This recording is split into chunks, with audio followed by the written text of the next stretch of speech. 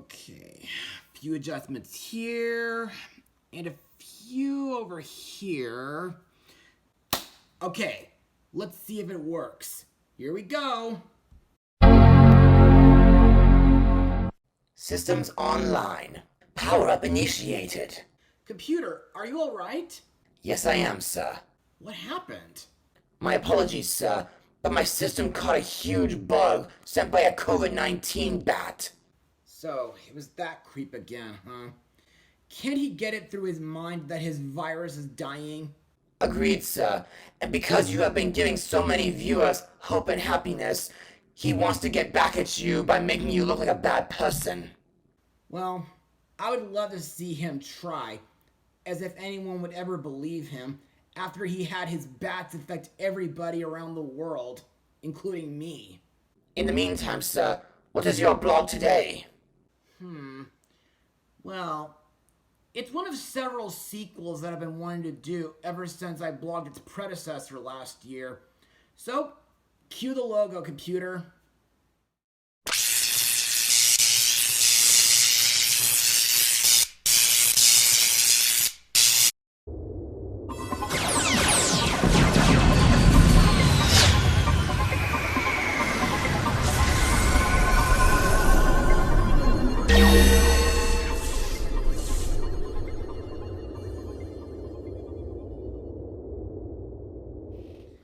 Aloha, everybody. I'm Joshua Orro, the Mustang Prince, and welcome to Mustang Prince Orro Reports.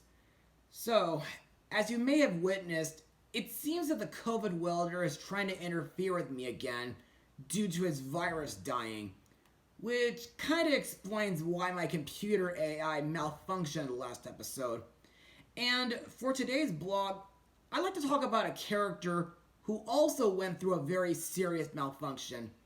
If you may recall, last year I blogged Disney's Lilo and Stitch for my 626th episode, and to this day, it still holds up as one of my favorite animated Disney films from the 2000s, not just due to the story, but because of its setting in Hawaii, and it featured several classic songs performed by the king of rock and roll, Elvis Presley. Oh, and by the way, rest in peace to his daughter, Lisa. Plus, I still have yet to blog last year's Elvis movie, if I can just get a certain collaborator to help me. Also, I still think Stitch is such a beloved character, and while he is a great summon and party member in the Kingdom Hearts franchise, he really needs his own Hawaiian world in a future game. Also, a few months ago, when Isaac the Media Hunter reviewed it on his show, he mentioned something that I never realized before. Lilo is one of the few rare Disney characters who are autistic. I mean, I never would have guessed that she'd be in the same condition as me and several other folks out there. And in case you're wondering, yes, I do know about the upcoming Disney Plus live-action remake. But, unlike most folks out there who like to be racist idiots, I'm not gonna jump to conclusions until I find out more info about it. Anyway, I understand it took me several months to get here, so let's see how Lilo and Stitch's second movie holds up today. Released to DVD on August 30th, 2005, the movie is Lilo and Stitch 2, Stitch Has a Glitch. And now, on for the plot of the movie. In this film, Stitch has been having a series of bad dreams, which proved to be a symptom of his incomplete molecular charging. And now, Stitch is losing energy, which causes him to periodically and unpredictably go berserk. And as Stitch's condition worsens, Lilo struggles to choreograph an original hula dance for an upcoming competition at her school. When she realizes that something is terribly wrong, Lilo and Jumba must scramble to build an advanced device capable of saving Stitch from certain death and recharge his molecules before it's too late. So, what are my thoughts on this movie? Well, to be perfectly honest, I enjoyed it. Sure, it's not as good as the first movie, but still a good movie nonetheless. And believe me, the ending really did pull at my heartstrings. And to further explain why I like this sequel, let's move on to Mustang notes. Now, I must make something perfectly clear. While this movie is the third film released in the Lilo and Stitch franchise, chronologically it's the second film due to it taking place between the events of the first Lilo and Stitch movie and the 2003 direct-to-video movie Stitch the Movie, which means that this film takes place shortly before Lilo and Stitch begin their hunt for the other 625 experiments. Also, like in the first film, Lilo and Stitch 2 also featured Skywalker sound. Plus, the film's animation was produced by Walt Disney Animation Australia Inc., which is located in Sydney, along with Australis Productions and A Films A/S. However, these animation studios were never credited except for Australis Productions. Also to note, Lilo and Stitch 2 won the Annie Award for Best Animated Home Entertainment Production at the 33rd Annie Awards. Now that's very impressive if you ask me. As for the animation, well, to me, the hand-drawn animation for this film is equally as good as the first film. And I really love how it captures the Hawaiian island of Kauai. Also, I think Kokaua Town looks like a very nice place, and I really like the certain landmarks that Lilo and Stitch go to, like the laundry, the barbershop, the bakery, and a bench that overlooks the ocean, which were all places where Elvis went to in Blue Hawaii. Also to note, this franchise nowadays brings back memories of the time when I spent an entire week with Troop 604 at Camp Pupukea on Oahu back in summer 2008. Though I'm still not happy that Hina, the goddess of rain, ruined our closing campfire and made me look like a drenched dog. And I should also give a special shout out to Nathan Higa, who's not only from Oahu, but he's also one of my biggest fans ever. Anyway, one of the things I like about this movie, like the first film, is that it features several songs performed by Elvis Presley. And for this film, there are songs like Rubberneckin', Little Less Conversation, and I Need Your Love Tonight. Plus, I like that the movie also includes Hawaiian Roller Coaster Ride, which is played while Lilo and Stitch use their hovercraft to get to hula class and during the end credits sung by Jump 5. However, my favorite song in this movie would have to be the song that Lilo chooses for her hula, Always, which is based on the legend of Hi'iaka and Lohiau.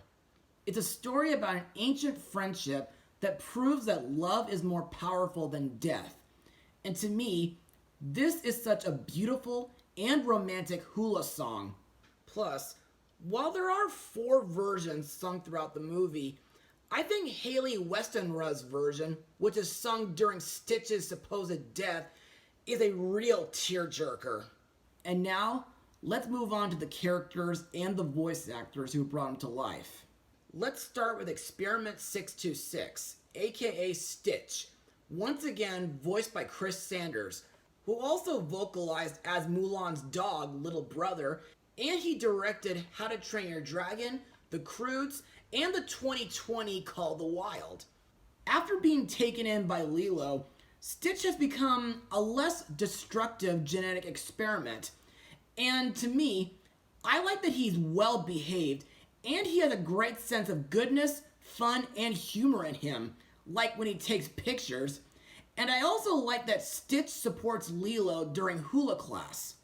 However, during this movie, not only has Stitch been having nightmares due to him being afraid of turning bad, but ever since the Pelicai's Family Fun Night, Stitch has been randomly malfunctioning unintentionally. The reason why Stitch is malfunctioning is because his molecules were not fully charged after his creation. No thanks to those idiot intergalactic police who arrested Jumba. Anyway, aside from that shocking info, one of my favorite scenes involving Stitch is when he goes around town doing good deeds for several people in order to prove to Lilo that he can still be good. Next is Lilo Pleakley, who this time is voiced by Daveigh Chase's best friend, Dakota Fanning, best known from films like Hayao Miyazaki's My Neighbor Totoro, the 2003 Cat in the Hat movie, the 2006 Charlotte's Web film, Henry Selick's Coraline, War of the Worlds, and the infamous Twilight Saga. To me, Lilo's role is very similar, but a little different from the first film. Yes, Lilo can be a very kind, generous, and fun little girl, and she's still very relatable due to her autism. But at the same time, Lilo is determined to win a hula competition that her late mother previously won when she was her age, without even realizing that Stitch is malfunctioning. And every time Stitch glitches, not only does it cause tension between them, but she also neglects and pushes him aside. And I thought it was very, very harsh when Lilo told Stitch that he will always be bad. However, after Stitch unintentionally scratches her across the face, Lilo finally realizes that something is wrong with him, and she begins to fear for him. And after forfeiting the competition, Lilo decides to help cure Stitch, no matter what the cost. Next we come to Lilo's older sister and guardian, Nani, voiced by Tia Carrere, whom was in last year's Easter Sunday movie, and she was the Martian Queen in Duck Dodgers. During this movie, Nani has adjusted to life with an extended family, and her regular occurrences, which include keeping the house in order, raising both Lilo and Stitch, working her job at the beach, and spending time with David. In my opinion, Nani is still a kind, mature, and caring individual, but there are times where she still tends to be fairly temperamental and sarcastic with everybody, especially Jumba and Pleakley. Plus, the part where Nani assures Lilo that her mom would be proud of her just for being her really made me want to cry due to how touching it was. Also to note, Nani has a habit of always hiding Lilo's hovercraft due to her not being very comfortable and being afraid of how certain people will react upon Lilo flying it. Moving on, we also have Nani's boyfriend, David Kowina, once again voiced by Jason Scott Lee, who played Mowgli in the 1994 Jungle Book film, Bruce Lee in Dragon, the Bruce Lee story, and Bori Khan in Mulan 2020. During this movie, David's role serves as a pretty funny side story where he tries numerous times to date Nani. However, Pleakley keeps interfering by trying to woo David himself while dressed as a girl in an attempt to make Nani jealous. As for the other characters, we have Moses Poloki, aka Kumu, voiced by Kuniwa Mook. Kumu is Lilo's hula teacher in the Lilo and Stitch franchise, and in my opinion, he's very patient with his young students, and he's also very tolerant of their antics. However, he is often exasperated by the way Myrtle and her friends disrespect Lilo, but strangely doesn't do anything about this because it usually looks like everything was Lilo's fault. Anyway, during this film, Kumu announces that each of his hula students will be prepared to perform at the local May Day festival, where they're required to create an original hula dance. One of my favorite moments involving Kumu was the part where he tells Lilo about her late mother being in the festival at her age and winning, and he gives her a picture to inspire her.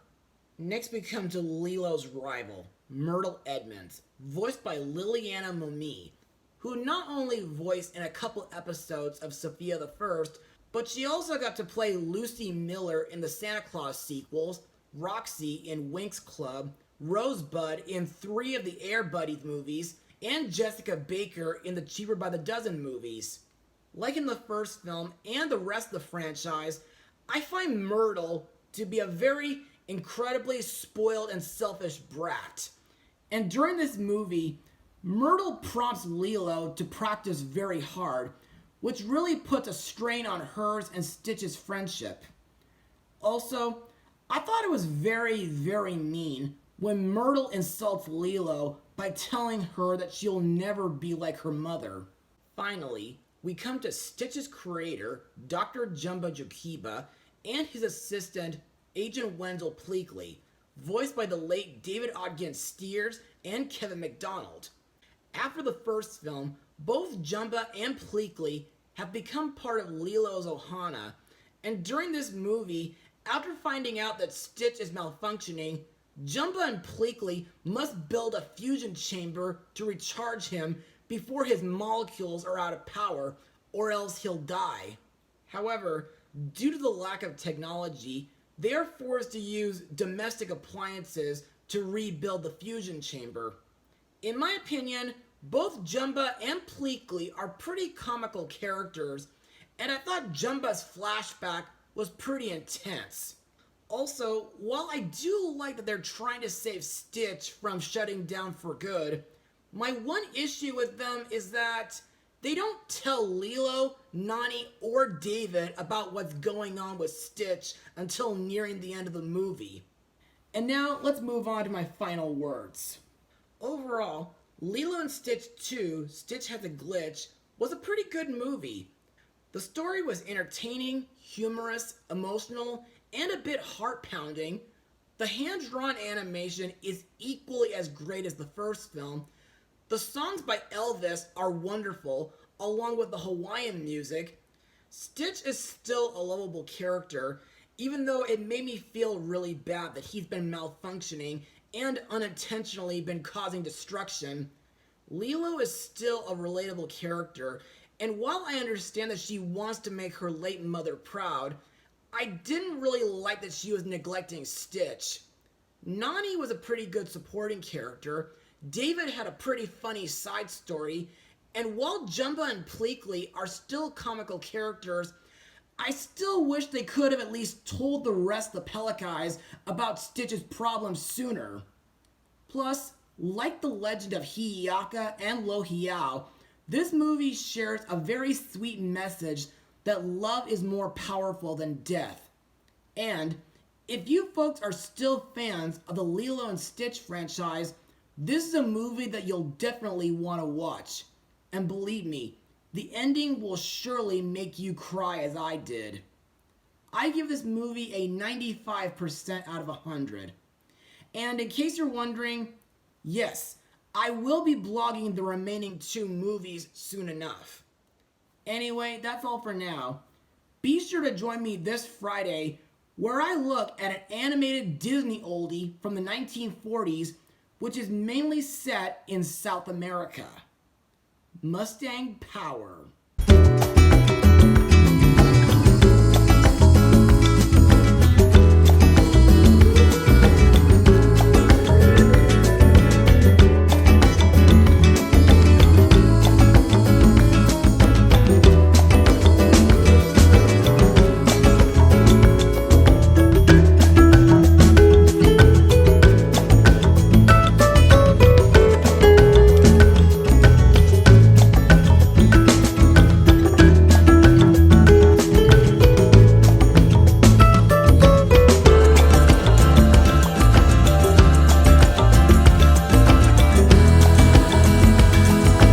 Ha ha ha ha!